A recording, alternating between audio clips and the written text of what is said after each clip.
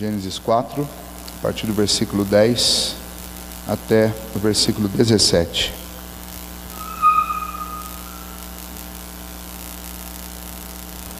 E disse Deus: que fizeste?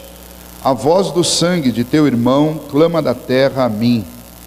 És agora, pois, maldito por sobre a terra, cuja boca se abriu para receber de tuas mãos o sangue de teu irmão. Quando lavrares o solo, não te dará ele a sua força.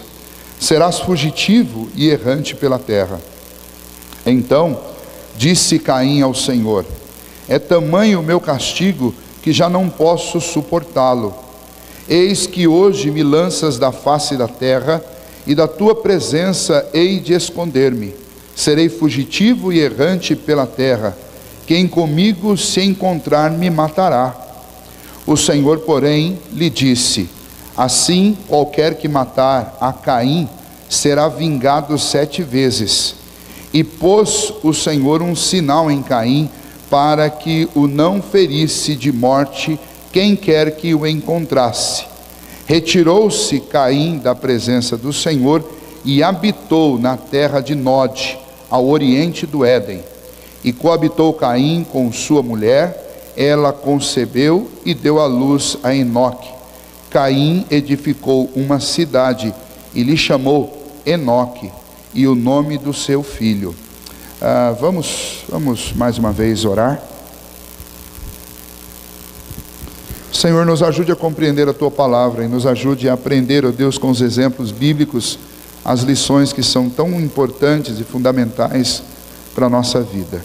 E que estas lições, ó Deus, não sejam esquecidas, mas que o Teu Santo Espírito nos anime a praticar aquilo que é bom e evitar aquilo que é mal. Pedimos isso em nome de Jesus. Amém. Muito bem, recordando, capítulo 3, nós tivemos a entrada do pecado na nossa história, a desobediência dos pais, Adão e Eva. Por causa disso, no final do capítulo 3, eles são expulsos do jardim. No capítulo 4, nós encontramos Adão e Eva gerando filhos e filhas. O relato principal foca em Abel e Caim. Caim, o primeiro a ser citado aqui no capítulo 4, e depois Abel, o segundo. Caim, nós vimos, o nome dele está aí, significa adquirido com a força do Senhor. Já Abel, um segundo nome, um nome um tanto quanto diferente, especialmente quanto ao seu significado. O significado é vazio. É a mesma palavra traduzida na Bíblia por vaidade. É a mesma palavra traduzida aqui, ou que dá nome a Abel. O termo hebraico é Havel, e aqui o nome é Abel. E esse nome é o mesmo, é a mesma raiz, é a mesma palavra que você vai encontrar muitas vezes lá em Eclesiastes, traduzido como vaidade, como neblina, como fumaça, como ilusão. E assim nós temos o relato da história desses dois. Eu citei na semana passada essa questão dos significados, e eu citei para vocês que existem algumas teorias do porquê este nome foi dado a Abel. E eu esqueci, depois vendo o vídeo, eu esqueci de citar uma delas. Eu citei, primeiro, que talvez fosse pela esperança de que ainda a promessa quanto ao Messias, quanto àquele que esmagaria a cabeça da serpente, ainda estava recaindo sobre o filho mais velho, que era Caim, ou talvez pelo fato de que não aconteceu nada com Caim diferente, não houve uma manifestação daquela promessa na vida de Caim, então havia um esvaziamento da expectativa quando nasceu Abel. E há uma terceira tese que eu não citei, que é que o nome sempre tem a ver com a realidade da vida da pessoa. Como este ia morrer, embora os pais não soubessem disso, mas o nome significava exatamente vazio. Por quê?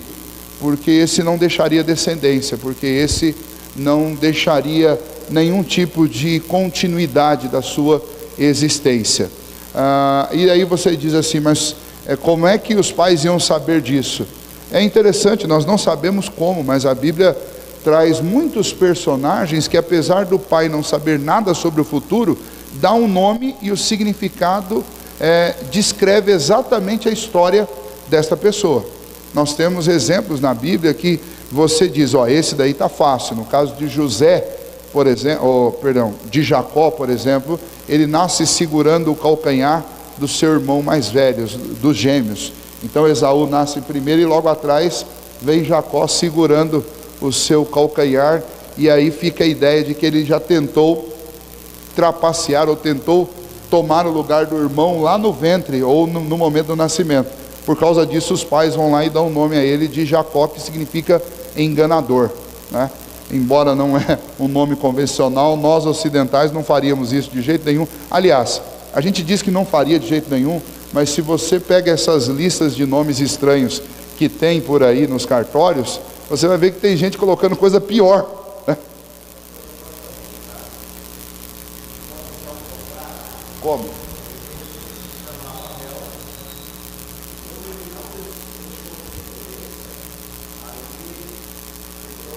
A palavra Abel passou a ter esse sentido. Pode ser, teria que fazer um estudo sobre a origem, a história da palavra, para poder descobrir isso, mas também é uma hipótese que pode realmente ser real, que esse nome de vaidade ou vazio foi dado por causa essa primeira pessoa que recebeu o nome não ter. Mas ainda assim, nós ficaremos com a dificuldade que é, por que Adão deu esse nome, quando ele ainda, qual o significado dele antes, né? Aí também nós ficaríamos com uma outra lacuna, de saber o que ele significava antes, porque Adão, ele recebeu uma ordem de dar nomes, e os nomes não eram sem sentido, ele tinha algum motivo para dar os nomes, tanto para todos os animais, quanto principalmente para os seus próprios filhos. O exemplo de Caim, por exemplo, que diz, Caim, que significa adquirido com a força do Senhor. Então, mesmo assim, nós ficaríamos com uma lacuna, né? Quer saber qual que era o sentido original, então, desta palavra. Mas caberia um estudo só sobre isso, para chegar a uma conclusão. A maioria dos comentaristas que eu consultei, ninguém bate o martelo sobre o assunto. Sempre fica uma lacuna, né? Para saber o sentido. Mas essa é uma boa hipótese também, que o nome adquiriu o significado, ou outro significado depois, exatamente por ele ter deixado de existir. Isso era um drama para os judeus depois. Você vai ver que em todo o Antigo Testamento nós vamos ver que existe sempre uma tensão nesse assunto de deixar descendência. Essa era a real morte para eles.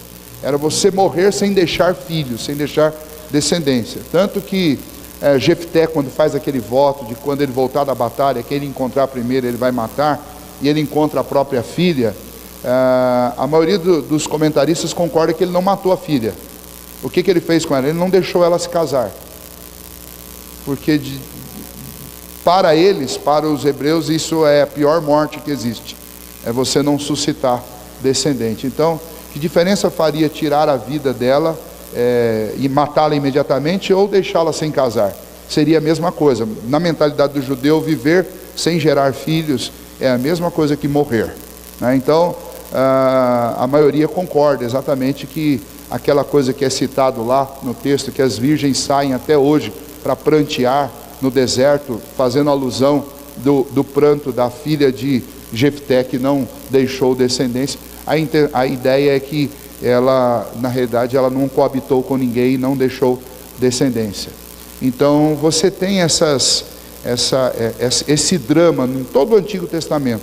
Não deixar descendência é realmente o vazio, é você realmente morrer, né? Ninguém vai continuar a sua história, é fim, é ponto final mesmo, né? Então pode ser, essa é também uma outra teoria, uma boa tese. Muito bem, e aí nós falamos sobre o assassinato, o sacrifício primeiro e depois o assassinato. O sacrifício, primeiramente, você tem duas ofertas sendo trazidas diante de Deus. Uma que fazia uma imitação àquilo que Deus já tinha feito, sacrificado animais para cobrir a vergonha dos homens. Um ponto importante é que Adão e os seus filhos, eles não saíram de perto do Éden. essa ideia de habitar diante da face do Senhor, ou habitar na presença do Senhor, é a ideia de que eles ficaram ali em volta do Éden. O Éden é o lugar onde Deus está. Nós não podemos entrar novamente lá, nós não podemos voltar para lá, mas nós podemos ficar aqui do lado, né? E eles tinham algum tipo de comunicação com Deus, porque Deus vai falar aqui com Caim, vai falar aqui a respeito do que ele fez. Então havia algum tipo de comunicação. Não creio que seja uma comunicação como aquela do Éden. Nós falamos aqui, não é mais caminhar na viração do dia em paz, porque agora o homem tem medo de Deus, agora o homem se assusta com a presença de Deus por causa do seu pecado. Agora Deus tem inimizade com o homem por causa do seu pecado. Então não é uma comunicação natural como era no Éden, mas o homem estava ali próximo, e por estar ali próximo, ele tinha algum conhecimento a respeito daquilo que agradava a Deus e daquilo que não agradava a Deus. E se já não bastasse Caim tomar um caminho diferente para tentar agradar Deus, ele ainda estava fazendo com um coração com segundas intenções, e isso vai ser mostrado a partir do momento que Deus passa a questioná-lo. Quando Deus começa a questioná-lo, Caim, por que você anda aí com o semblante descaído? Alguma coisa está diferente com você. Isso demonstra que o problema já existia dentro de Caim. Então a oferta não é só uma questão de recusa da parte de Deus por aquele aspecto externo, de não ser um sacrifício e ser uma oferta, sei lá, como diz a Bíblia lá, de frutas, um banquete, né? A questão não é só isso. A questão é que internamente já havia uma disposição diferente no coração de Caim, tá? Quando Deus vai questioná-lo, novamente nós temos Deus dando uma manifestação de graça, de oportunidade, porque Deus é absolutamente onisciente, Ele sabe de todas as coisas, Ele sabe o que Caim fez, mas Ele vai questioná-lo, vai perguntar onde está o seu irmão. E Caim, ao invés de reconhecer o seu pecado, o seu erro, ele vai ainda ser irônico com Deus, vai dizer, acaso eu sou responsável pelo meu irmão? E aí você tem uma desconexão total de Adão e Eva, porque a esperança era que aquele descendente fosse o representante dos homens diante de Deus, que esmagaria a cabeça da serpente, e ele diz, eu não sou guardador do meu irmão.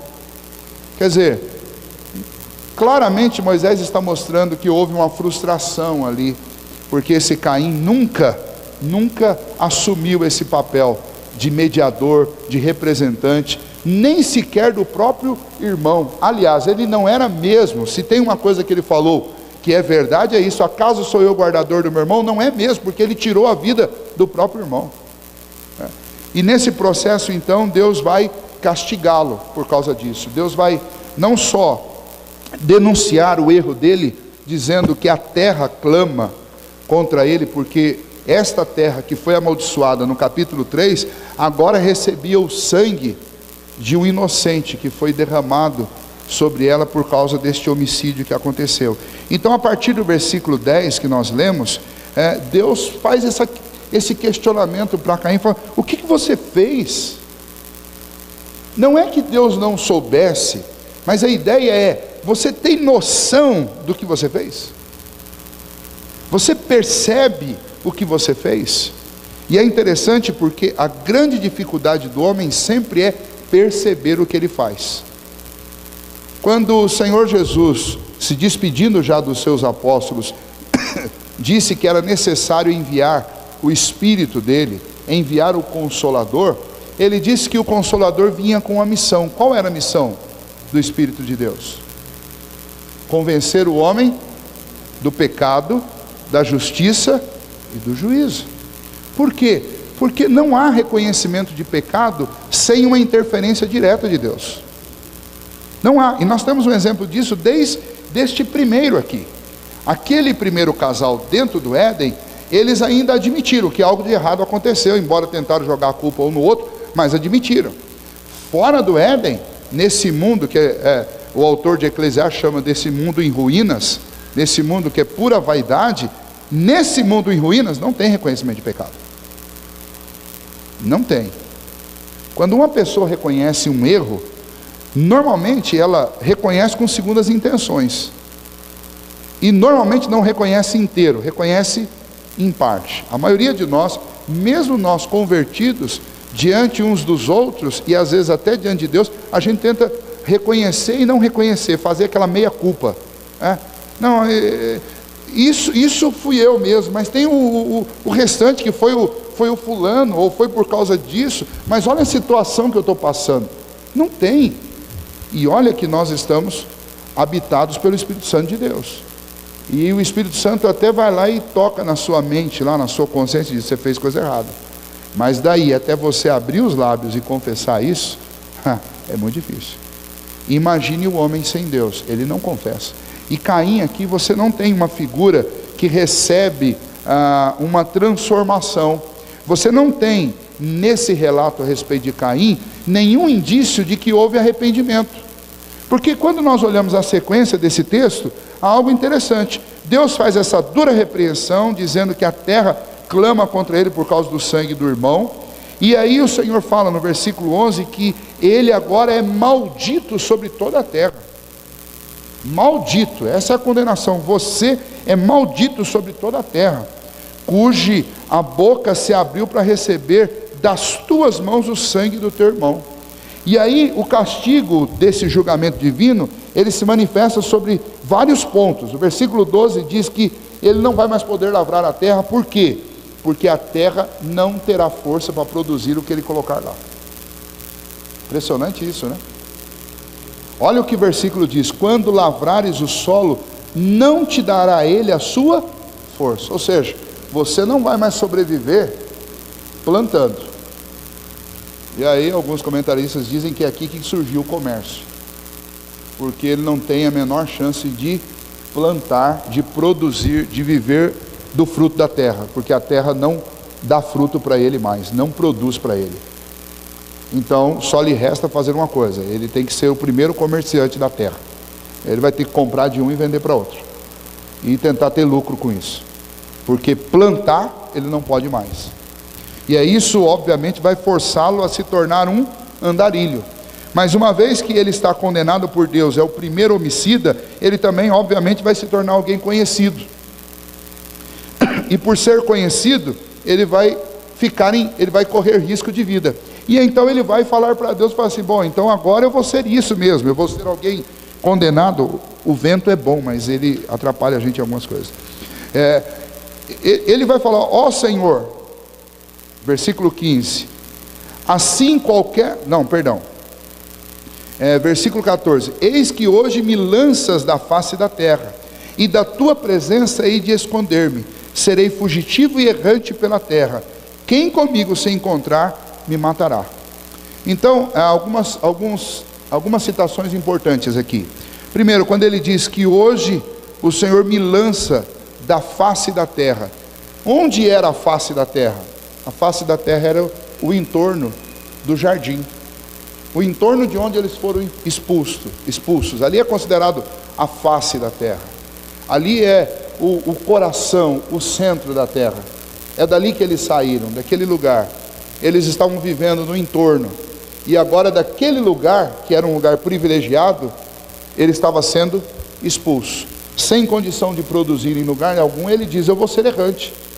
Mas o pior não é ser errante, eu vou ser um fugitivo, porque o Senhor está me expulsando e eu vou ter que fugir do Senhor, mas eu vou ter que fugir dos outros também, porque quem comigo se encontrar vai querer matar-me. Bom, ponto importante aqui, quando nós olhamos isso, eu vou citar para vocês os juízos que são manifestados aqui, explicar cada um deles rapidamente, mas um ponto importante aqui é que esta não é uma admissão de culpa, essa não é uma declaração de um coração arrependido, esta não é a declaração de um coração temente a Deus, tentando buscar em Deus misericórdia ou graça. Não, essa é a declaração de um homem que só pensa nele mesmo. O problema todo aqui é ele. Eu vou ter que sair, porque o Senhor me expulsou da face da terra. Eu vou ser um fugitivo, vou ser um errante, e vão tentar tirar a minha vida. Ele continua enxergando somente ele.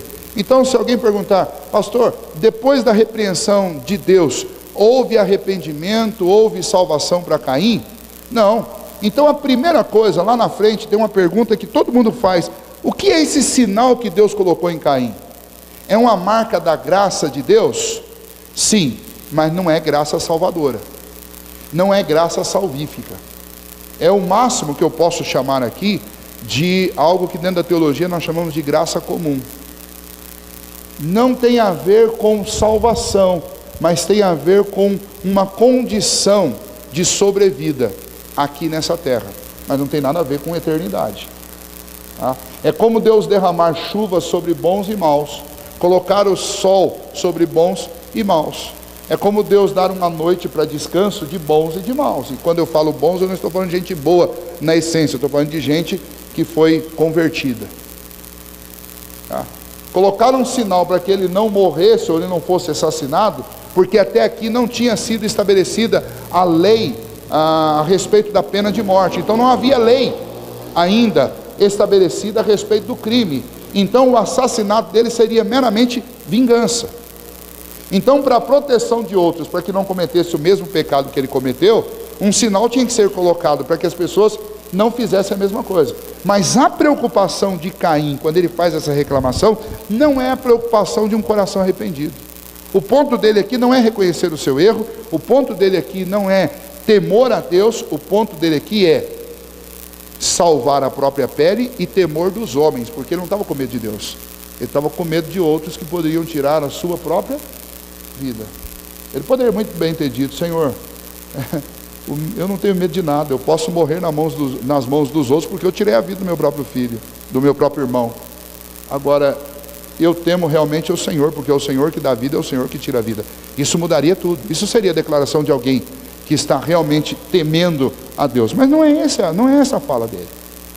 Vejam só, esses juízos que Deus manifestou sobre ele, eles vão atingir algumas esferas. A terra já estava debaixo de maldição, nós vimos isso no capítulo anterior. Ela requeria trabalho e luta para produzir comida. Mas ainda assim, Deus governa todas as coisas. Se essa terra produz ou não produz, isso primeiro parte de uma decisão de Deus. E agora o juízo de Deus sobre Caim não é uma maldição à terra, mas é uma maldição ao trabalho de Caim. Então, Caim é amaldiçoado pela terra por causa da corrupção daquele chão que ele marcou com o sangue do seu irmão.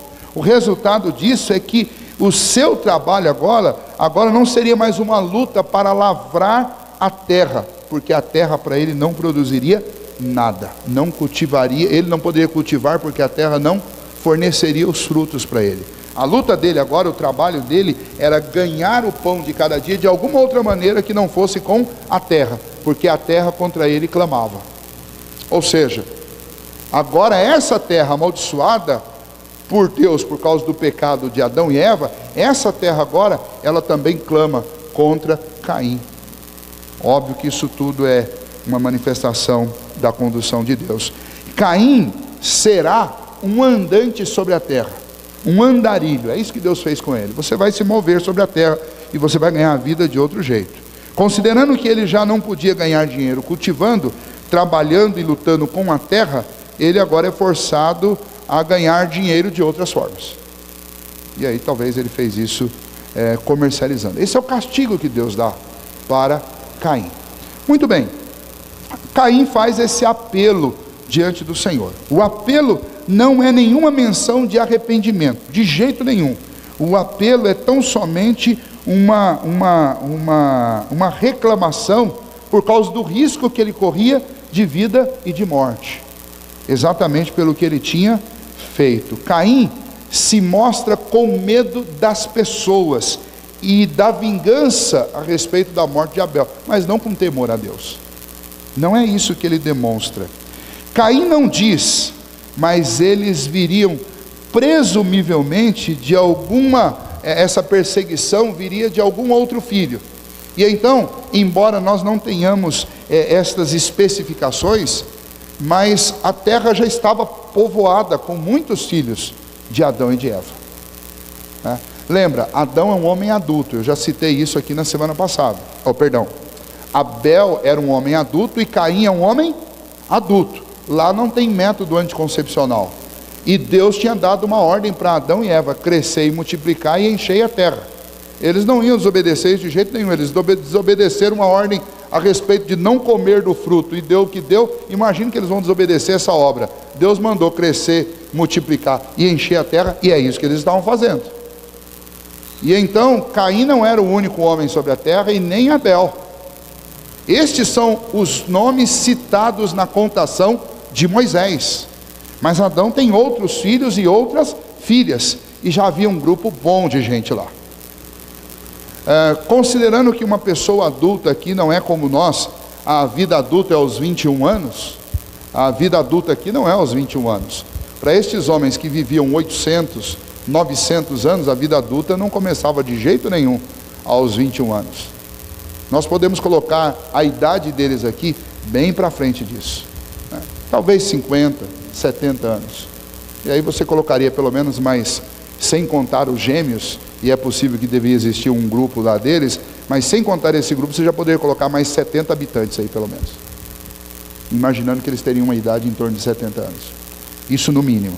Então a terra já tinha muita gente. O temor de Caim era de quem? O temor de Caim é que um desses outros irmãos dele o vingasse a morte de Abel. E então Deus vai fazer o quê? Versículo 15, olha lá. O Senhor, porém, lhe disse: assim qualquer que matar a Caim será vingado 7 vezes. E pôs o Senhor um sinal em Caim para que o não ferisse de morte, quem quer que o encontrasse. Bom, não é salvação, não é perdão de pecados, é muito mais preservação dos outros do que do próprio Caim. A intenção de Deus é que ninguém cometesse o mesmo pecado que foi cometido por Caim, que outros não viessem lá e atentassem contra a vida dele. Então o Senhor vai e primeiro estabelece uma lei. Quem matar Caim vai ser vingado 7 vezes. Ou seja, se alguém for lá vingar Abel, que foi um que morreu, e por isso matar Caim, este vai ser vingado 7 vezes. Ou seja, isso não vai parar de jeito nenhum, isso só vai aumentar. Alguém vai vingar Abel e vai matar Caim, e depois esse será vingado 7 vezes. E aí você pode imaginar isso, e para cada um que for vingado mais 7 vezes, o que vai acontecer? Extinção. Qual que era o ponto principal? Crescer, multiplicar e encher a terra. E agora Deus diz: se vocês matarem mais um, vão morrer mais 7. Então, não mate. Não mate. Muito bem. Além desse ponto, que é importante ressaltar, a pergunta principal, que é a pergunta que todo mundo faz: qual é o sinal? Qual é o sinal? A Bíblia é tão extraordinariamente maravilhosa que ela não dá nenhuma, absolutamente nenhuma pista de qual é o sinal. E eu vou explicar porquê, e a explicação do porquê já nos dá a resposta. Vejam só, primeira vez que eu ouvi essa pregação, eu acho que ainda era um menino, ou que eu ouvi esse texto.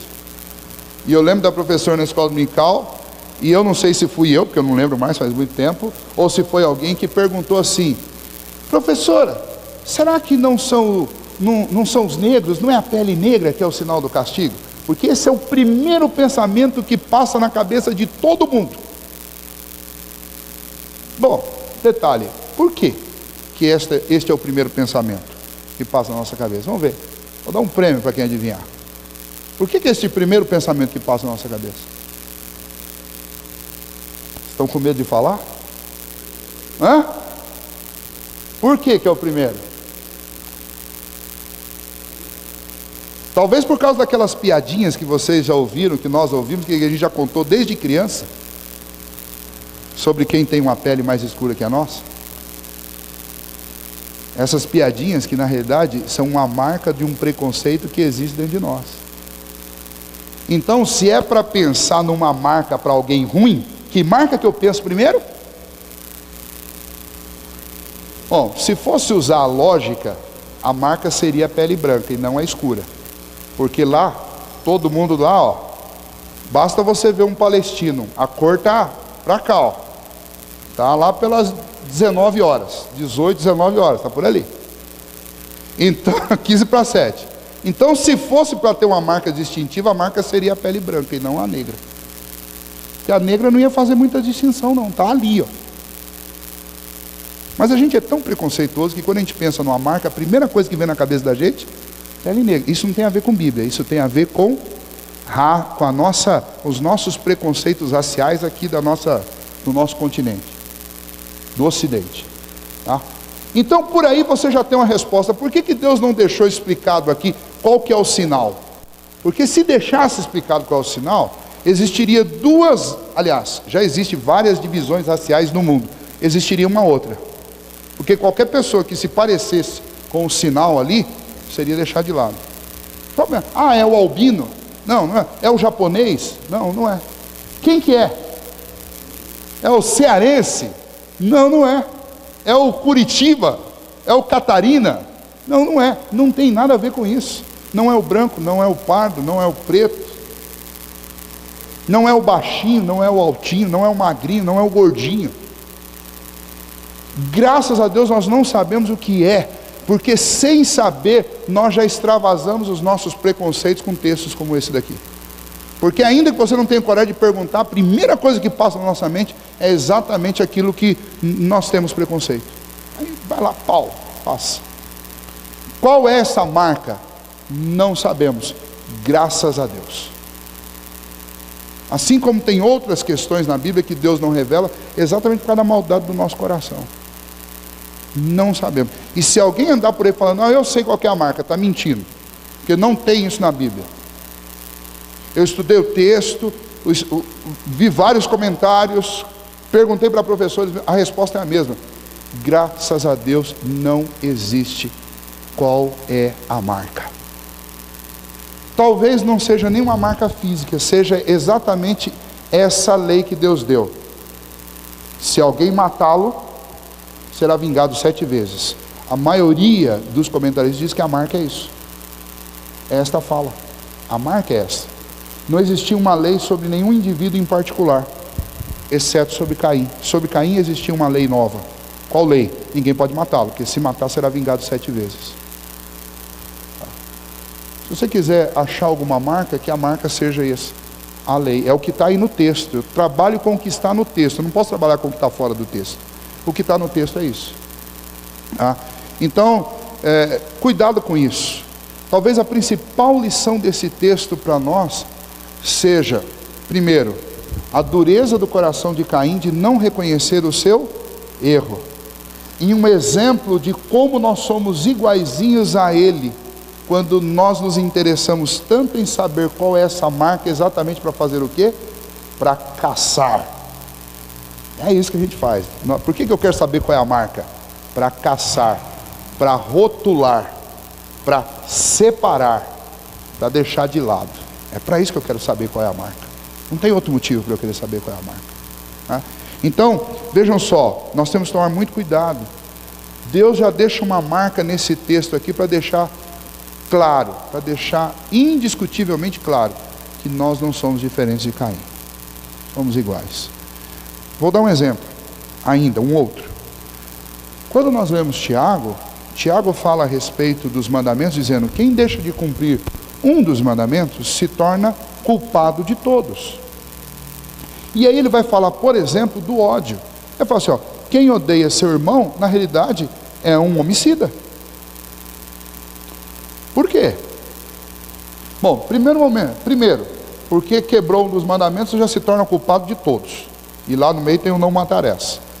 Segundo, que o sujeito que odeia de verdade, ele não matou ainda, ou por falta de oportunidade, ou por falta de coragem, mas lá dentro já era.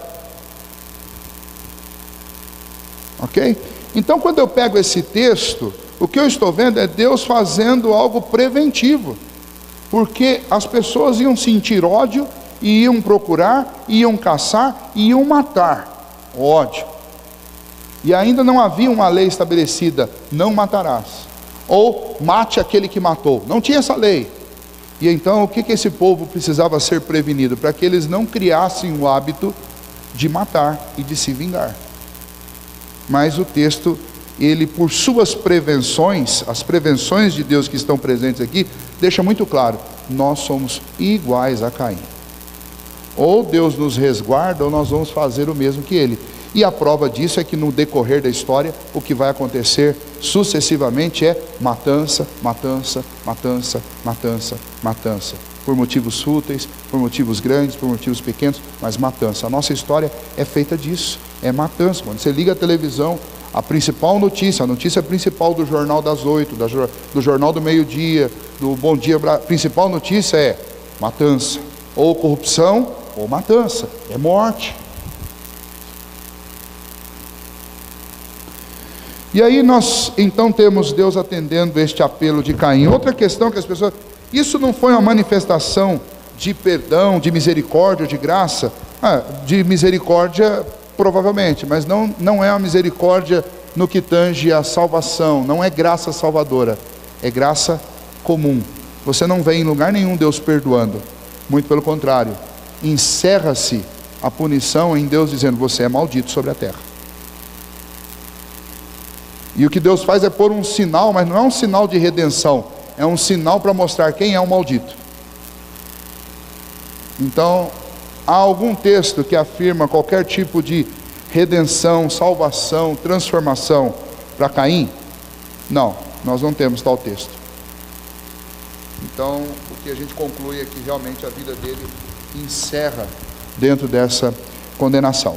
Muito bem, versículo 16 mostra Caim sendo expulso. Retirou-se Caim da presença do Senhor. Lembra, o que é a presença do Senhor ali? É habitar do lado de onde era o Éden. Retirou-se da presença do Senhor e habitou na terra de Nod, ao oriente do Éden. Esta referência à presença do Senhor é essa indicação aí, que nós lemos da presença do jardim. E ele vai para uma região conhecida como Nod. Este na realidade, isso é um jogo de palavras. Se você olhar o verso 12, Deus tinha dito que Caim seria um peregrino. Um peregrino. A palavra peregrino em hebraico é nod, mudo, né? Então, ele é um andante que vagueia pela terra dos peregrinos. Não havia um lugar ainda com o nome de Nod, mas a ideia é que qualquer lugar onde ele fosse seria a terra do peregrino, que significa então Nod. Quando a gente lê, a gente fala assim: bom, se existia a terra de Nod, existia porque tem uma cidade, alguém viajou lá, já havia comércio, havia alguma coisa existia lá nessa terra de Nod. Não, a ideia ali não é uma referência de um local específico. A ideia é que ele sairia da presença de Deus e ele andaria como um peregrino. Então ele habitaria onde? Na terra de Nod. Ou onde é a terra de Nod? É onde o peregrino está, é onde o andarilho está. Essa é a ideia do texto. Porque senão se falar, olha, terra de Nod, por quê? Quem viajou para lá? Quem pôs o nome de Nod? Quem mora lá? E se nós admitíssemos que existe alguém lá em Nod, nós teríamos um outro problema. De onde esses alguém esses alguéms vieram? Nós só temos uma família, Adão e Eva, e os seus filhos, e os primos, e os sobrinhos. Lembra, eu citei para vocês, se eles tivessem em torno de 70 anos, pelo menos 70 irmãos, mas 70 irmãos, alguns com 69, 68, 60, quantos filhos esses irmãos já tiveram? Cada um deles, pelo menos mais uns 30, mais uns 20, que é muita gente na terra já. Os casamentos se davam entre quem? Os casamentos se davam entre irmãos. Não havia nenhuma lei contra incesto aqui, nenhuma lei foi estabelecida ainda, não tinha lei, não tinha nenhuma proibição de casamento entre irmãos. Eu já citei na semana passada que a relação dessas primeiras famílias não é como a nossa ocidental, que irmão cresce grudado no irmão. Não existia isso, até porque essa cultura já é uma cultura que privilegiava os homens, porque havia uma promessa sobre o descendente. Então as mulheres, elas não havia um entendimento de relação, de educação e de cuidado que a gente tem. Nós não podemos esquecer que nós somos fortemente influenciados, graças a Deus, por aquilo que a Bíblia diz sobre como um homem deve tratar uma mulher e como uma mulher deve tratar um homem. Mas ninguém nasceu sabendo isso não, isso foi aprendido, isso foi revelado por Deus, isso foi ensinado por Cristo, isso foi ensinado pelos apóstolos. Então, por mais que Adão fosse o primeiro homem e tivesse morado no Éden, não pensem que Adão sabia tratar bem as mulheres. E nem muito menos que Eva sabia como tratar os homens. Isso foi sendo construído no dia a dia deles. Então a relação até hoje dos orientais, dentro de uma família, irmãos homens com irmãs mulheres, não é a nossa ocidental, que a gente cresce unha e carne ali do lado. Não é. Então para os orientais não existe esses pudores que nós temos em relação a isso. Se não fosse assim, não precisaria de ter leis na Bíblia contra incesto. Por que eu tenho leis na Bíblia contra incesto? Eu tenho exatamente porque o tratamento entre irmãos era muito diferente do nosso. Pastor, por que hoje, se tiver casamento entre primo de primeiro grau, vai dar imperfeição nos filhos? Por causa da degeneração do corpo humano, da raça humana. Mas lá no início, quando nós éramos perfeitinhos, não tínhamos problema nenhum, casava-se irmão com irmão, tinham filhos e filhos perfeitos. As imperfeições são decorrentes exatamente do quanto nós estamos degenerando, inclusive fisicamente, não é só moral, é fisicamente. A prova disso é que eles viviam 800, 900 anos, nós vivemos 70 e tem que cuidar bem, senão não chega lá. Ok? Então, vejam só, como é que eu sei que eles estavam se casando entre irmãos? Simples, porque a Bíblia fala que Caim saiu, versículo 17, diz: e coabitou Caim com sua mulher, ela concebeu e deu à luz a Enoque. Alguns vão dizer o seguinte: Caim foi lá para a terra de Nod e conheceu uma mulher e se casou lá. E eu vou dizer para vocês, de jeito nenhum. Primeiro que Nod não é nome de cidade, Nod é nome do lugar por onde o andarilho está passando. Isso é conhecimento básico de hebraico. Segundo, porque o texto não diz que ele conheceu ninguém lá, ele diz que ele coabitou com sua mulher. Ele coabitou com quem? Com a mulher que ele conheceu lá? Não. Esse texto me faz saber que Caim era um cara casado. O texto diz que ele coabitou com quem? Com a sua mulher. Caim era solteiro então? De jeito nenhum, ele já tinha uma mulher. Texto, é só gramática de língua portuguesa, está aí. O coabitar tem a ver com o quê? Aí sim, tem a ver com relação.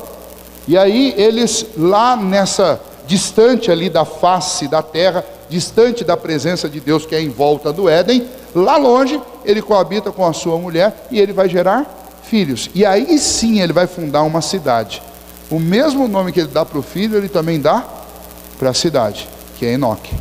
Ok? Então vejam só, o que é importante destacar aí?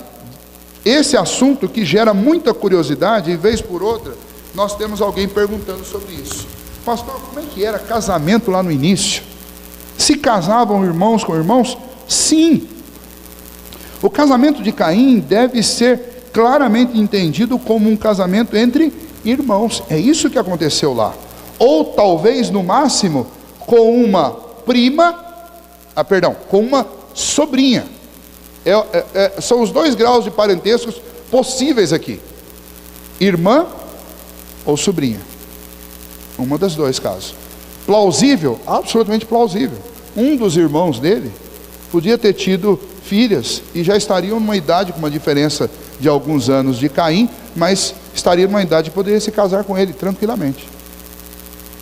Mas é esse tipo de relacionamento que está acontecendo aqui. Não tem. Como é que isso dava certo? Dava certo porque a vida não estava reduzida a 70 anos. A vida se estendia a 800, 900 anos. Então, você ia conviver rapidinho, alguém alcançava, né? Eu acho bonito algumas famílias que a longevidade dos pais é tão grande que chega um ponto que todo mundo fica velho junto. O pai, o filho, e tem famílias que a longevidade é tão grande que o neto já está de cabelo branco, junto com o pai de cabelo branco e junto com o avô de cabelo branco.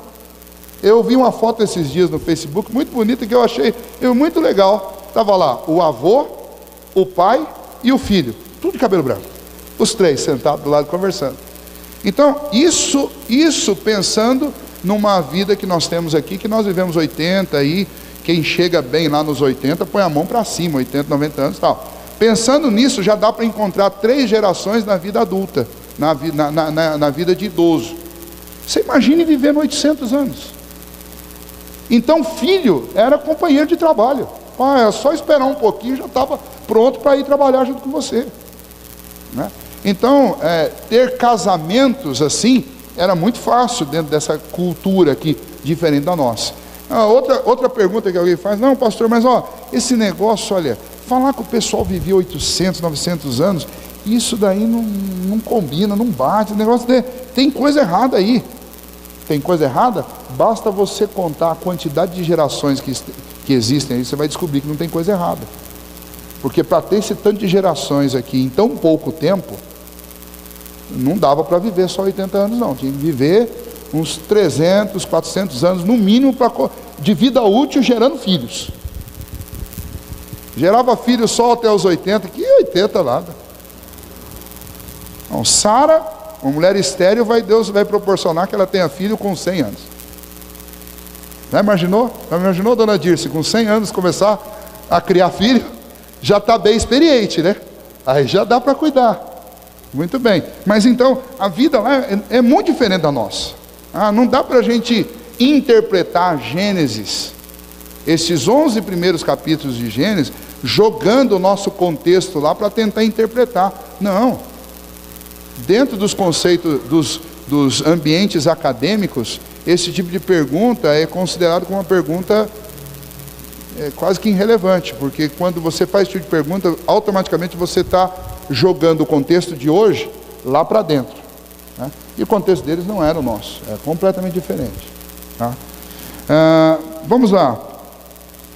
Uma vez que este coabitar aí tem a ver com relação, e você tem aqui Enoque então gerando filhos, e esta mulher não pode ter vindo de outro casal, senão exatamente de Adão e Eva, ou de um dos seus irmãos ou irmãs, é plenamente cabível que o casamento de Caim se deu antes da sua expulsão, e se deu entre ele e uma de suas irmãs, ou entre ele e uma de suas sobrinhas. No início da terra não havia problema de casamento tão próximo, o que não é o caso hoje, devido às tendências degenerativas do ser humano. Note que Abraão era casado, por exemplo, com Sara. Sara era sua irmã por parte de pai. Abraão, já está lá na frente. Gênesis capítulo 20, versículo 12, fala de onde veio Sara. Sara era sua irmã por parte de pai. Sara de Abraão. Então, por exemplo, quando Abraão mentiu lá falando que ela era irmã, a mentira não foi 100% mentira. Foi uma meia verdade. Não era irmã no sentido de ser irmã, companheira só irmã. Era irmã, mas era também mulher dele, né? Essa parte é a parte que ele oculta, né? Mas Moisés era filho de um casamento entre tia e sobrinho. Casamento entre tia, não sabiam disso? Leia lá depois, Êxodo capítulo 6, versículo 20. Você vai ver, Moisés era filho da tia com o sobrinho. Era um casamento, não foi uma aventura, não. Era um casamento mesmo, casamento entre a tia e o sobrinho. O problema é que as pessoas viviam muito tempo, né? E aí nós olhamos para isso hoje e a gente se assusta e fala: não, mas isso não seria aceito na nossa sociedade. Não seria. Mas nós estamos há quase 8.000 anos dessa época aqui, pela contagem bíblica. As coisas mudaram bastante de lá para cá. Inclusive leis foram estabelecidas de lá para cá que mudam isso. Hoje, uma tia se casar com um sobrinho implicaria talvez até em um abuso, né? Mas naquela época não. Esse sobrinho aqui não era um bebê, esse sobrinho aqui já devia ter lá pelos seus 70, 80 anos. E a tia lá por uns 100. Mas isso não é problema, nessa cultura aqui não. Ok? Isso está na Bíblia, gente, a gente não pode se assustar, está lá. Casamentos com parentes tão próximos foram proibidos por Deus nos dias de Moisés. Mas, e você vai encontrar isso lá em Levítico, mas pelo menos, de Moisés até lá, aliás, de Abraão até lá, você ainda vai ter um percurso muito grande, quase 400 anos. Tá? Então, quando encerra isso, encerra quando Moisés recebe a lei mosaica. Levítico capítulo 8, do versículo 9 a 14, você tem aí sim, Deus promulgando uma lei proibindo isso. Aquilo que foi instrumento de Deus para gerar as primeiras famílias, agora Deus regulamenta. Fala, não, agora, daqui para frente isso está proibido. Tá? Então, eu tenho que lembrar de todos esses pontos, inclusive que não havia lei contra isso até então. Assim como também, você vai ver no Antigo Testamento, em alguns momentos, especialmente aqui em Gênesis, que você tem Abraão tendo uma esposa, daí fica com a serva da esposa, você tem Jacó com duas, aí ele tem filho com as concubinas, não tinha lei contra isso, não tinha uma lei civil dizendo, ó, você é marido dela, então você vai viver só com ela, você não pode ter várias esposas. Tá? Eles não tinham essas leis. Tá? Então a gente precisa entender isso. E basta a gente fazer uma aplicação aqui pessoal nossa. Se a gente tem dificuldade em cumprir lei até hoje, imagine um ambiente quando você não tem lei. Né? Se com a lei já não funciona, imagine quando não tinha lei. Então, e fazia. A lei, na realidade, ela serviu para avultar a nossa impossibilidade de cumpri-la, os nossos pecados. Né?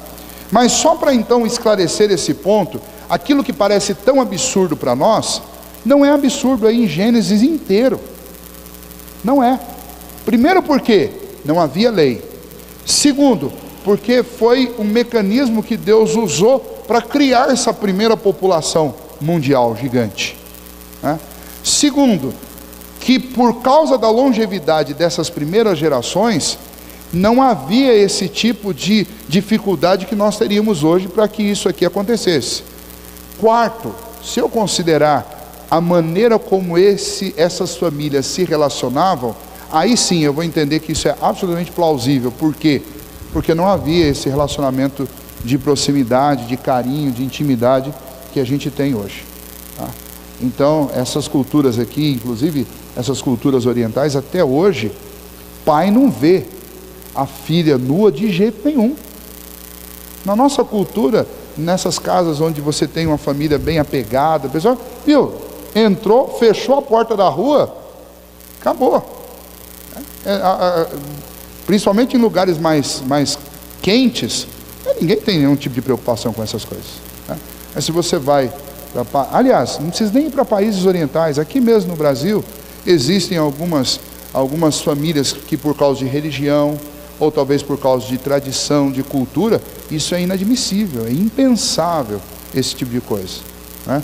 Às vezes a gente conversando com casais, até entre casais mesmo, um não vê o outro sem roupa de jeito nenhum, é só de noite com a luz apagada e ali e tal, e pronto, cumpre as obrigações matrimoniais e ninguém vê nada. Né? A gente convive fazendo aconselhamento, você ouve coisa desse tipo que você fala, não é possível.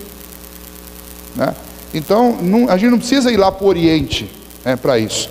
A gente tem aqui tanto exemplos de relacionamentos tão íntimos entre a família, que roupa é um acessório dispensável depois que você fechou a porta da rua, quanto também você lida com famílias que, olha, ninguém ultrapassa aquela marca ali. Né? Então, cada família tem o seu jeito. Mas essas famílias aqui de Gênesis são famílias de hebreus, judeus, é aquilo que você vê lá. Se hoje esse povo, se você pegar aqueles que são muçulmanos, é só o olho aqui, ó, e olhe lá das mulheres. Você imagine isso há 8.000 anos atrás. Muito pior do que é isso hoje. Então, o casamento era legítimo. Né? Os irmãos não se conheciam intimamente e se apaixonavam uns pelos outros. E nada mais natural, né? Alguém que parece com você, que tem as características que vão te atrair, porque são muito semelhantes. Então, só para deixar claro, não tenham dúvida nem medo de falar sobre isso. Quando alguém perguntar, viu, mas segundo aquela história da Bíblia, o povo casava irmão com irmão, aí você explica, casava, sim, mas o relacionamento não era como o nosso. Casava, se não casasse irmão com irmão, não teria tido raça humana, só tinha um casal lá no começo. Né? Casava irmão com irmão e casava tio com sobrinha. É isso daí. Depois, mais para frente, daí você vai ter, né? Tia com sobrinha, aí você vai ter primo com primo, e primo com primo até hoje. Aqui em Itapeva, gente, olha, eu sei que aqui mesmo na igreja, aqui, se eu for perguntar, tem primo casado com primo aqui. Aqui é muito comum isso. Até porque o pessoal de Itapeva guarda essa coisa de primo de terceira, quarta, quinta, 20ª geração. É meu primo. Não, é longe. Deve ser de quarto, quinto grau, mas é primo. Então, o pessoal, que todo mundo é casado com primo, né? Você vai conversar, no fundo, todo mundo que casou com itapevense é casado com primo, né? Então, você não precisa ir muito longe. A gente tem algo assim aqui, ok? Alguma pergunta sobre esse ponto, sobre isso que a gente viu hoje? Capítulo 4, aqui? Ok, então, eu quero fazer uma sugestão para vocês. Ao saírem daqui, quem chegar em casa ainda dá tempo, eu acho que dá. Se você chegar às 9 horas, você pode entrar na internet e entra lá na Conferência Fiel. Vocês vão ouvir uma bela pregação ainda, quando vocês voltarem para casa agora, está passando lá. Só vou orientá-los que se a sua internet for igual a minha, de 2 mega, você pode assistir as reprises que tem desde segunda. E começou segunda à noite, ontem teve 2 palestras pela manhã, 2 palestras à tarde, hoje teve 2 pela manhã. Você pode assistir uma delas, das reprises. Agora, se a sua internet já for lá de 4 mega, aí você consegue assistir bem. Mas faça uma tentativa. Conferência Fiel, no meu Facebook lá tem o link. Se você entrar no Facebook Wesley, vocês vão achar o link, clica lá e você vai poder assistir. São palestras muito boas, aconselho vocês. E vai ter até sexta-feira ainda. Se você tiver um tempinho, ou durante o dia, ou durante a noite a primeira é das 8 às 9 e a segunda é das 9h10 até às 10. De manhã começa a primeira, se eu não me engano, das 9 às 10 e a segunda das 10h15 às 11, tá? Então, se tiver condição de assistir, aproveitem, porque é um material muito bom. A editora Fiel é uma editora batista, calvinista, e os preleitores lá, alguns são presbiterianos, outros são batistas, alguns norte-americanos, mas são todos da nossa linha de confissão reformada. Então vocês vão aproveitar bastante. Quem pregou no domingo, na segunda noite, foi o reverendo Hernandes, tá? E aí tem outros, tem professores meus que estão pregando lá. O Dr. Eber Júnior é um professor meu muito capaz, muito inteligente, muito crente, e você pode assistir a mensagem dele lá. Tem o Steve Larson, que é um dos convidados especiais. Tem um africano lá, agora eu esqueci o nome dele, Conrad, eu esqueci o sobrenome dele, mas uma mensagem avivalista, muito boa, para aquecer o coração mesmo. Então, tem várias pregações lá, vocês podem aproveitar, ok? Quem for para a Missão Caiuá, não esqueça, sexta-feira, estejam aqui às 18 horas. Aconselho todo mundo, leva roupa velha, tá? Se puder levar uma capinha de chuva, pode levar, porque a previsão é de chuva, tá? Capinha de chuva, ou se quiser levar lá um guarda-chuva, alguma coisa. Lembra que tem que levar coberta, porque Dourados, apesar de ser Mato Grosso, é Mato Grosso do Sul, e em Dourados se brincar, faz mais frio que Itapeva, tá? Eu já fui daqui para lá e já peguei frio lá de trincar, eu tive que comprar blusa, tá? Então, levem roupa, levem agasalhos que forem, e levem uma bolachinha recheada, um salgadinho, porque a missão fica longe da cidade, não dá para sair comprar, e às vezes você vai ficar com vontade de comer alguma coisa fora de hora lá. Então eu sempre aviso o pessoal, leva alguma coisinha, porque pode fazer falta depois, tá bom? E quem ficar aqui, por favor, orem por nós, para que a gente consiga. Hoje eu estive em contato com o Furlão o dia inteiro. Hoje já foram compradas as telhas de zinco. Nós temos que pagar, né? Chegar lá e temos que pagar essas telhas. Já foram compradas as telhas de zinco. Nós conseguimos um crédito lá, nós já enviamos, liberamos para eles usarem lá, mas ainda tem que cobrir o resto, né? Mas já foram compradas as telhas de zinco, o material para a gente trocar já está todo lá, para a gente chegar lá e trocar o telhado da casa do reverendo Benjamin. Retirar o velho, colocar o novo, parafusar e entregar para ele o negócio pronto lá. No domingo nós vamos fazer isso. E o resto já está sendo preparado, o pessoal vai fazer o Mackenzie voluntário, que é entre as tribos lá. Está tudo bem arranjadinho, bem orientadinho. Os nossos esterilizadores que nós vamos doar O usado está ali na porta, que eu fui buscar em Sorocaba hoje, ele está ali. E o outro, que era para chegar na sexta, já chegou quase no mesmo horário que a gente chegou, está ali na casa da SAF, está guardado ali. O outro que é o que nós compramos, o esterilizador novo. Então está tudo prontinho para a gente levar. Ontem eu ganhei de uma médica aqui da cidade uma sacola dessa altura de medicamento grátis, que é aquelas amostras grátis que ela recebe, ela estava guardando para isso. Entregou lá e deu uma caixona enorme de esses remédios principais de dor, de gripe, de alergia e antibiótico, tudo lá, amostra grátis para a gente levar. E tem muita gente que trouxe doação, e graças a Deus, então a gente vai poder fazer um bom trabalho e levar várias coisas para ajudar os missionários lá. Então eu agradeço a todos que têm participado disso, orem por nós para que seja um final de semana muito produtivo mesmo lá na Missão Kaiowá, ok? Vamos orar? Senhor, nós te agradecemos por essa noite, agradecemos pelo privilégio de estudar a Tua Palavra, e Senhor, principalmente nós te louvamos porque o Senhor nos resguarda de muitas tentações, e esse texto que nós lemos nos fala sobre isso, nos relembra, Deus, que não somos em nada diferente deste homem Caim, que foi o primeiro, ó Deus, a atentar contra a vida de uma pessoa.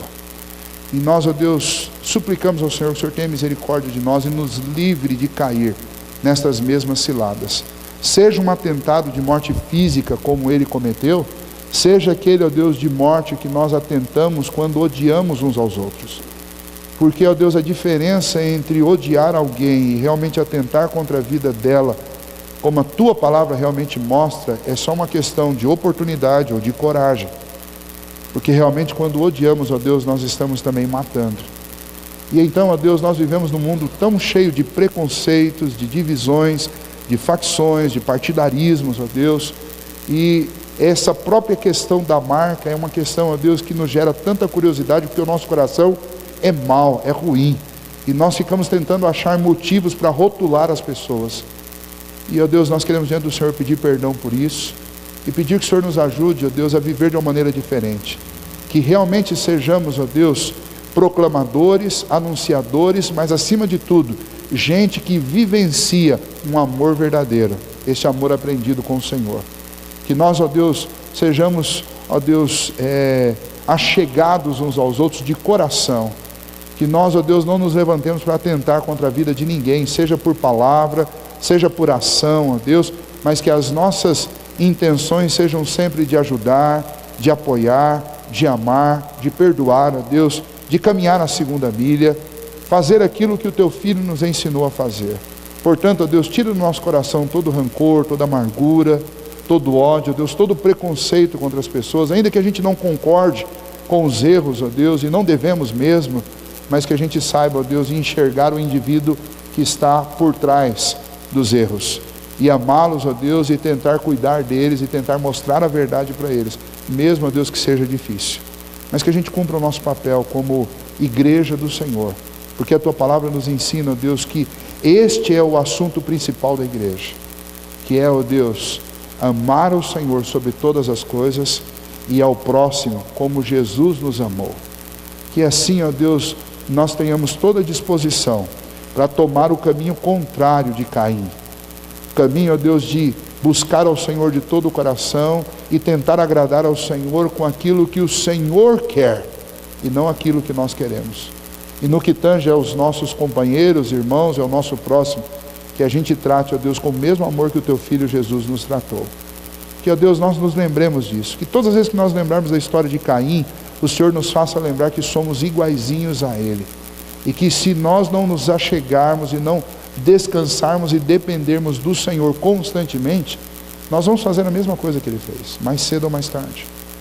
Mas, ó Deus, se o Senhor nos sustentar com a Tua mão poderosa, se nós aprendermos a depender do Senhor dia após dia, o Senhor com certeza nos dará o privilégio, e é isso que nós pedimos, de viver, ó Deus, e dar um bom testemunho, uma boa demonstração de amor, como aprendemos com o Teu Filho Jesus. Que assim, ó Deus, o Senhor abençoe cada um que está aqui nesta noite, para que a gente leve conosco, ó Deus, esta marca, não a marca de Caim, mas a marca, ó Deus, de Cristo, que é a marca do amor, que é a marca da misericórdia, da graça, da bondade.